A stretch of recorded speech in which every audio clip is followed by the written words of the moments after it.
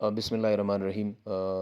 آج کے اس لیکچر میں ہم پرائمری سیل وال اور سیکنڈری سیل وال کے درمیان جو ڈفرینس ہے وہ ہم ڈسکس کریں گے۔ تو شروع کرتے ہیں۔ پرائمری سیل وال اور سیکنڈری سیل وال یہ دونوں سیل وال کے لیئرز ہے۔ اس کی لوکیشن کو اگر دیکھا جائے تو primary cell wall is the outer layer of the cell wall, یہ سیل وال کا آؤٹر لیئر ہے، اور سیکنڈری سیل وال جو ہے نا اگر موجود ہو تو یہ پرائمری سیل وال کے نیچے آتا ہے۔ مطلب پرائمری سیل وال آؤٹر لیئر، اور اگر سیکنڈری وال موجود ہو تو وہ پرائمری وال کے نیچے آتا ہے، انر ٹو پرائمری وال اکرنس۔ تو جو پرائمری سیل وال ہے یہ ہر سیل میں پایا جاتا ہے، لیکن سیکنڈری سیل وال میچور سیلز میں پایا جاتا ہے، اور موسٹلی زائلم سیلز اور جو سکلیرنکائمل سیلز ہے اس میں سیکنڈری سیل وال پایا جاتا ہے۔ موسٹ آف دا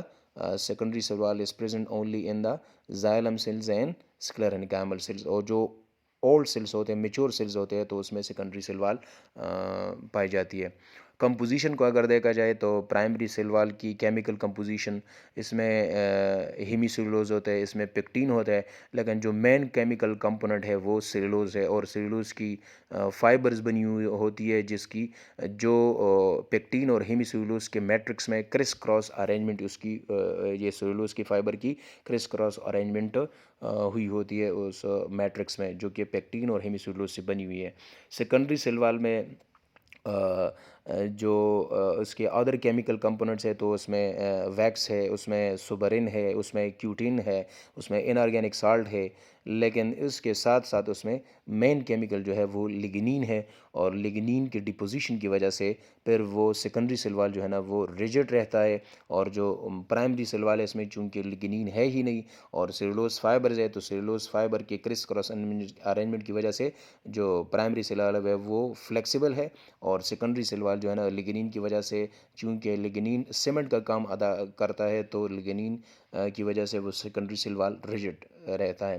اگر گروتھ کی بات کریں تو پرائمری سیل وال کی گروتھ ہو سکتی ہے، کیونکہ وہ فلیکسیبل ہے اور وہ سیل کے ساتھ ساتھ اس کی گروتھ ہوتی ہے۔ جیسے ہی سیل میچور ہوتا جاتا ہے تو اس کے ساتھ یہ پرائمری سیل وال کی گروتھ بھی ہوتی ہے، اس کے ساتھ اس میں ایڈیشن ہوتی ہے اور اس کی گروتھ ہوتی ہے۔ اور ایک دفعہ اگر پرائمری سیل وال کی گروتھ ہو گئی تو وہ ارریورسیبل ہے، پھر جو ہے نا دوبارہ ڈی جنریٹ نہیں ہوتا۔ مطلب جب سیل واٹر یا میچور ہوتے ہیں تو اس کے ساتھ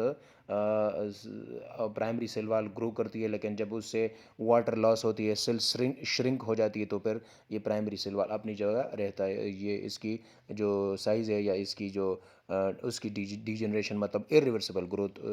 ہے، ایک دفعہ گروتھ ہو گئی تو دوبارہ پھر ریورس نہیں ہوتی۔ سیکنڈری سیل وال کی گروتھ ہو ہی نہیں سکتی کیونکہ یہ ریجڈ ہے لگنین کی وجہ سے۔ پرمیبلٹی کی بات کریں تو پرائمری سیل وال پرمیبل ہے، کیونکہ یہ فلیکسیبل ہے، اس سے ٹرانسپورٹ ہو سکتی ہے، لیکن جو سیکنڈری سیل وال ہے چونکہ یہ سخت ہے، ریجڈ ہے، تو اس کی فلیکسیبلٹی اور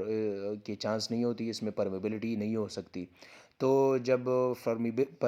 پرائمری سیل وال مور پرمیبل ہے، اس سے پرمیبلٹی ہوتی ہے، اس سے ٹرانسپورٹ آف دا مٹیریلز ہو سکتی ہے، تو اس لیے جو پرائمری سیل وال جس سیلز میں موجود ہوتا ہے وہ لائیو رہتا ہے۔ ویسے تو پرائمری سیل وال ہر سیل میں ہوتا ہے، پلانٹ کے ہر سیل میں پرائمری سیل وال ہوتا ہے، اس لیے وہ لائیو رہتا ہے۔ جب جوں ہی یہ اس کی میچور ہوتی ہے، سیل میچور ہوتی ہے، تو اس کے ساتھ ساتھ اس میں لگنین کی ڈپوزیشن ہوتی ہے، تو لگنین کی ڈپوزیشن کی وجہ سے وہ سیکنڈری وال بھی بنتی ہے، اور اس میں لگنین کی ڈپوزیشن کی وجہ سے وہ پھر سخت ہوتا ہے، ریجڈ ہوتا ہے، تو اس سے پرمیبلٹی نہیں ہوتی، تو اس کی وجہ سے جو نیوٹرینٹ ٹرانسپورٹ ہے وہ پھر ڈسٹرب ہوتی ہے، اور اس کی وجہ سے سیل کی ڈیتھ جو ہے نا وہ واقع ہوتی ہے۔ تو یہ مین ڈفرینس تھے، زیادہ تر اس پہ ایم سی کیوز آتی ہے انٹری ٹیسٹ میں، اور ویسے بھی آپ اسٹوڈنٹس کے علم میں اضافہ کرنے کے لیے یہ ایک امپورٹنٹ پوائنٹ ہے، تاکہ وہ پرائمری سیل اور سیکنڈری سیل وال میں جو واضح فرق ہے وہ جان سکے۔ امید ہے کہ آپ کو یہ ویڈیو پسند آ گئی ہوگی۔ اس کے ساتھ ساتھ آپ ہمارے یوٹیوب چینل کو بھی سبسکرائب کریں، اور ہمارے فیس بک پیج کو لائک کرے، شیئر کرے، اور یہ ویڈیو اپنے دوستوں کے ساتھ شیئر کرے، تاکہ اور جتنی بھی دوست ہے اس کو فائدہ پہنچے، وہ بھی جو ہے نا اس ویڈیو سے مستفید ہو جائے۔